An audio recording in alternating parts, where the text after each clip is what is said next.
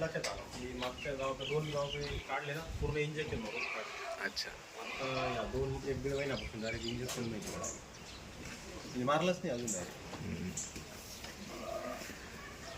दादा नमस्कार. नमस्कार. आपलं पूर्ण नाव आणि पत्ता सांगा. भूषण शरद देटका, राहणार जिवाडी बुद्रुक, तालुका मालेगाव, जिल्हा नाशिक. बर, आज आपण तुमच्या या मशीनच्या गोठ्यावर आलेलो आहोत. तर अशाच काही दिवसांपूर्वी काका मी आपल्याकडे आलो होतो. बरोबर, आपलं नाव सांगा. शरद रामदास दैटका. बर, तर 25 तारखेला मी तुम्हाला आपला हा नंद प्रवाह प्रोडक्ट देऊन गेलो होतो. बरोबर, ते कशासाठी दिलं होतं आपण? आपल्या म्हशीसाठी दिलं होतं. ही मशीन ही म्हैस होती का जी गाबडली होती? कितव्या महिन्यामध्ये? 7व्या महिन्यामध्ये, 8.5 महिन्यामध्ये गाबडली होती. तर त्यावेळेस ती गाबडलेली असल्यामुळे ती किती दूध द्यायची भूषण सर? फक्त पावशेरभर दूध द्यायची. अच्छा. एक दिवस आड काढायचे ते पण. अच्छा, रोज दूध देतच नव्हतं. दूधच देत नव्हते. बर, आणि ते दूध निघण्यासाठी तुम्ही वेगवेगळ्या प्रकारच्या डॉक्टरांना बोलवलं असेल ना? डॉक्टरांना बोलवलं, विलास करावून गेला होता, इंजेक्शन सलाईन वगैरे दिलं होतं, काहीच फरक जाणवत नव्हता. किती खर्च आला असेल साधारणतः?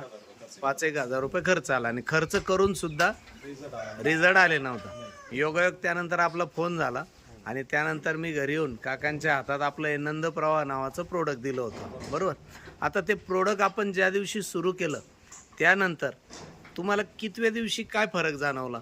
10 ते 12 दिवसानंतर फरक जाणवला की दुधात वाढ झाली, चारा खायला लागली, हालचाल जोरात व्हायला लागली, आणि असं म्हणजे रिकामं डोकं लावलं नाही, तडफड करणं नाही, दूध पण शांत होऊन गेलं. मग जनावर बी एकदम शांत झालं.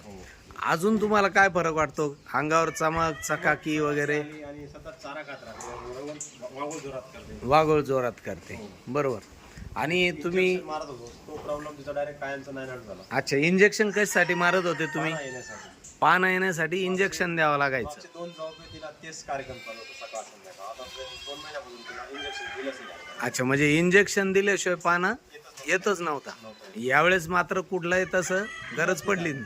दिलंच नाही. अच्छा, आणि तिच्या खाण्याबद्दल काय फरक वाटतोय? सतत काही बी असतं तोंड बंद नाही करत. तोंड बंद नाही. म्हणजे बाकीच्या जर इतर म्हशी आपण बघितल्या तर सध्या आपल्याला बऱ्याचशा म्हशी या ठिकाणी काही उभ्याच दिसत आहे. हा, म्हणजे ते काही खात नाही. परंतु ही जर बघितली तर सतत हिचा चारा खाणं चालू आहे. वागुळ चालूच असतं. म्हणजे जेवढा ती चारा खाते तर 100% खाल्लेल्या अन्नाचं रूपांतर तिचं रक्तामध्ये होत आहे, आणि रक्त वाढलं म्हणजे ऑटोमॅटिक तिचं दूधही वाढतं. बरं, दुधाच्या क्वालिटीमध्ये काही फरक वाटतोय?